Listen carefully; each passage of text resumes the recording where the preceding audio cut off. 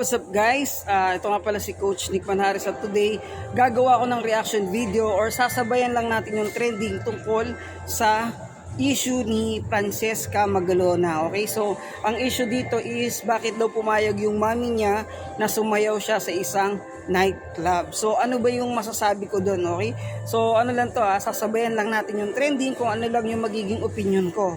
Okay, so sana wag niyong bigyan ng maling pagtingin yung aking reaction video. Kung ano lang yung masasabi ko dito. Yun guys, so pumutok yung issue kasi parang yung mga followers ni Boss Toyo itinatag sa kanya yung video na kung saan gusto ni Boss Toyo buray na lang yung video kasi nga minor pa si Francesca. Okay, so kasi sa batas talaga or diba sa mata natin pag minor hindi pa siya pwede or bawal pa siyang pumasok sa mga clubs, etc. etc. Maliban na lang kung may parent consent, yun nga kasama niya yung mami niya.